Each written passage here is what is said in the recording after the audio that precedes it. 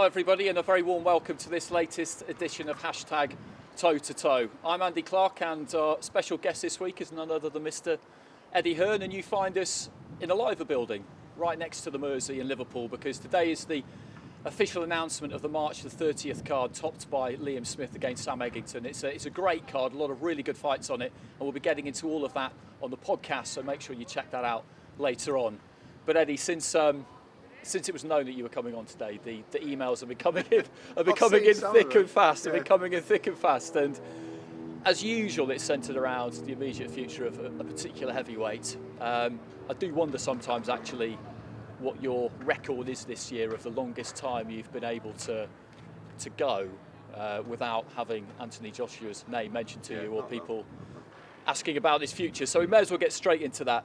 And the first one is from Greg. It says, Joshua is already a multi-millionaire. If he really wants to fight Fury, Wilder and White, then why is he demanding 70-30 splits? Well, when you say he's demanding 70-30 splits, he's not. I mean, this is one of the frustrating things that you see on social media. People talking without any knowledge of what's going on. It's been very clear that the 60-40 are the numbers that Joshua is willing to accept to fight Fury and Wilder. Now, one is an undisputed fight, and the other one is against the guy who, although he doesn't have any belts, is, worthy of a giant split in this fight.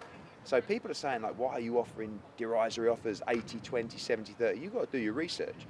Now, both those guys can get 60-40.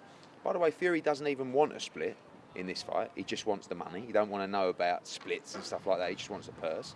So it's frustrating. Dillian Whyte is in a slightly different position in that he hasn't had the profile or the big wins or performances that Fury and Wilder have. But when you talk about he's a multi-millionaire, why doesn't he just give all his money away? It don't really work like that in boxing.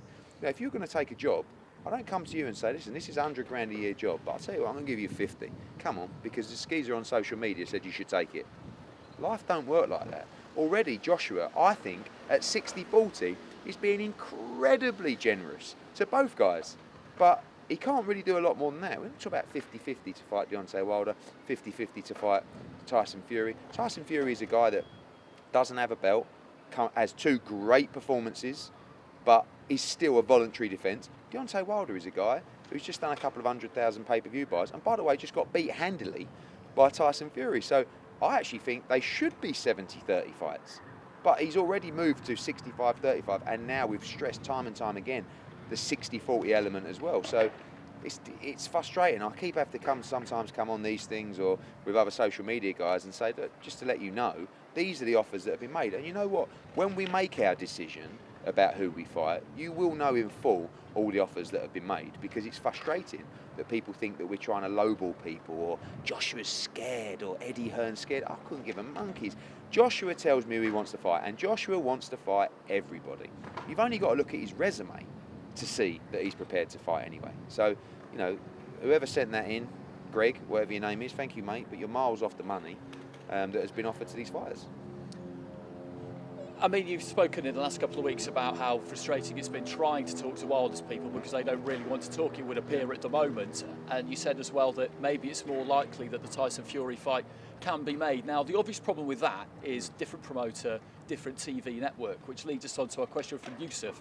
And he wants to know, do you think it's possible you can sit down with Frank Warren and iron out that deal? I think I'll sit down with anyone. I've showed time and time again over the years. I've done deals with every major promoter out there. My conversations have been with Tyson Fury, not with Frank Warren. I don't know if he's under contract to Frank Warren. I don't know if he's under contract to BT. We haven't got that far. What we've got is a conversation where Tyson Fury has said, I don't want a percentage. Let me know how much money I'll make in this fight. And that's been done. So I don't know how the dynamics of that deal would work with Frank Warren, but again, I don't care. Tyson Fury is one of those guys that I do believe wants to fight Joshua.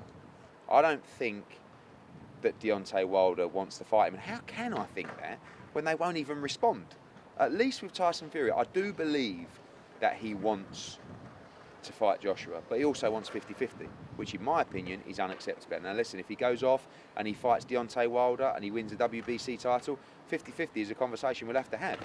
But right now, I disagree with that. But I do believe Tyson Fury does want this fight.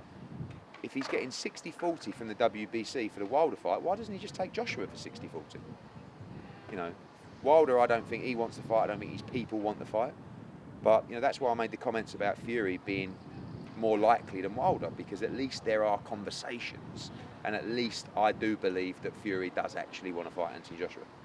Well, speaking of conversations, I don't think they've had one, but what did you make of Frank Warren sort of, well, fairly publicly wooing Dillian Whyte the other week? It's very, very romantic. You know, if I was Frank Warren, I'd be wanting to sign Dillian Whyte. You know, I mean, he's got people like Billy Joe Saunders. I mean, you know, it's a similar situation. If Billy Joe Saunders wants to come and fight on Sky Sports and on DAZN and make millions and millions of dollars and fight the likes of Canelo and Andrade and all these guys, he's more than welcome to sign with us. It comes both ways. I'm sure, you know, he's got some fighters that we'd like to sign, and we've got some fighters he'd like to sign. So I don't really get too caught up with it. Dillian's had a great run with us. He's a pay-per-view fighter on Sky. He's #1 in the world. Spoke to him last night. It's not been easy because I want to deliver that fight with Joshua for Dillian Whyte. You talk about 60-40, you know, that's the kind of levels that he feels like he's at as well. And again, there's just the disparity between what he thinks he's worth in the fight and what Anthony Joshua thinks Dillian Whyte's worth in that fight. So you have to try and find a middle ground. But my job is to try and provide a world championship shot for Dillian Whyte. So we're on the verge of that now, and I'd quite like to do it because that's my job, and I think he deserves a shot. And he also has to put some kind of value on getting that chance to win 4 world championship heavyweight belts, because whoever beats Anthony Joshua is the man. So you're getting a shot to be the main man in the division. And you know, I would like to see Joshua against Whyte. Whether it happens in April, I don't know. But you know, I think that Dillian probably feels like I'm taking Anthony Joshua's side. Well, you know, he's one of the biggest stars in the sport. He holds all the marbles. So in this respect, Dillian is a challenger, but he still deserves respect. He's a great heavyweight who's done all the hard work to get his shot, and I want to try and provide it to him. Okay, so let's move on to a man who's actually here today, Anthony Crolla. What's the story, Craig Jones wants to know, with Lomachenko against Crolla? Lomachenko could look to fight a unification next, but we do hear these noises that he would like to fight in the UK. I mean, he was at Wembley, he's big mates with Usyk, they'll have spoken about it. It's an interesting dynamic, you know, when you talk about promoters and stuff like that. So just cutting the rubbish out, the simple facts are, Top Rank, who has Lomachenko under contract, need that fight to be on ESPN. DAZN, who are our American platform, would love Lomachenko-Crolla to be on DAZN. Sky Sports would also love that fight to be on. The money for that fight is actually in America. I don't believe that fight happens in the UK, but there are purse bids on February the 4th. So Top Rank will try to get a unification fight for Lomachenko, and Crolla will have to wait one fight. But we don't think that should be allowed because it was called before certain fights were made. And if it goes to purse bids, someone's going to be very happy because you're going to have Matchroom, Sky Sports, DAZN versus Lomachenko and Top Rank, maybe even BT as well, combining in that bid. So if I'm Crolla, if I'm Lomachenko, I'm looking at that thinking, roll on the purse bids because someone's going to have a great year. And for Crolla, we've brought him back into this position. You know, he won a world title, defended it against Barroso, fought Linares twice. He now is in one of the biggest fight in the division. Very, very tough fight. But what a great fight to be a part of. So we'll see what happens with the upcoming purse bid in early February. I expect the fight to go to purse bid, and I expect, hopefully, us to win. If not, Crolla will be in a great position with a great package and payday in one of the biggest fights in the division. So he's in there and he's all smiles at the moment.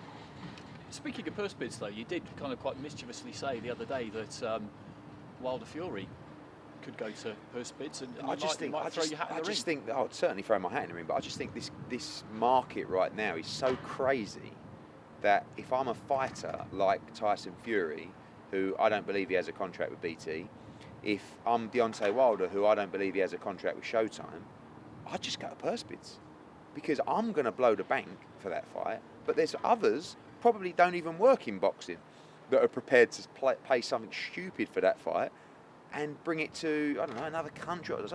But Fury will have to take 60-40 under a purse bid structure. So, and he probably doesn't want to do that. Fury should be getting 60-40 against Wilder.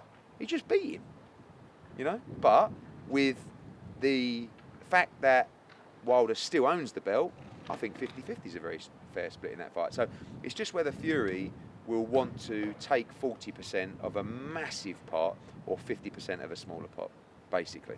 But I think if I'm Tyson Fury, and I know how his mind works, I'm thinking, I'd love to know. I mean, you're going to be kicking yourself, aren't you, if you agree a deal not knowing what someone could have bid. And the same for Deontay Wilder, because he's got 60%. Because someone's going to go crazy in that bid. I'm not saying we'd win it, but I know we'd go crazy with Sky Sports pay-per-view, with DAZN. They'd bid a fortune for that fight. So, I don't know. It's really interesting dynamics, subplots that just go along and around in our crazy world outside of the ring. Okay, let's just sneak one more in quickly then. A quick answer to this one. Next realistic fight for Crolla Brook, and at what weight?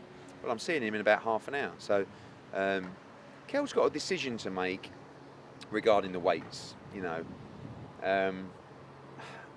Is he a 154 fighter or is he a 147 fighter? Now that his lifestyle's changed and he appears to be a lot more disciplined, I have a lot more faith in him making 147 effectively. I feel like he's really strong at 154, and I think last fight he was sort of stuck in the middle of where he wanted to be. I think he weighed 150 pounds at the weigh-in, and it was a bit of a flat performance. But does he, you know, I like the Jesse Vargas fight. That's a big fight that we could make for Los Angeles in April. Does he move to 154? He is mandatory to Jarrett Heard, but that's not going to be for some time. You know, Liam Smith against Sam Eggington, he'll be having one eye on that. Even Amir Khan, you know, again, we don't know what's going to happen in Khan Crawford. So is the Brook fight still alive? I don't think it may be the size that it has been. Still could be a big fight, but you know, Kel's got to decide, does he want to jump in a big fight stateside? Does he want to box over here? Does he want to box at 147? Does he want to box at 154? And that's the kind of thing that we'll be finding out later today. Okay, well that seems as good a spot as any to leave it. Eddie, thanks very much for your time as always.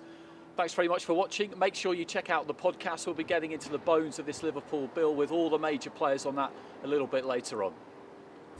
Sky Sports. Feel it all.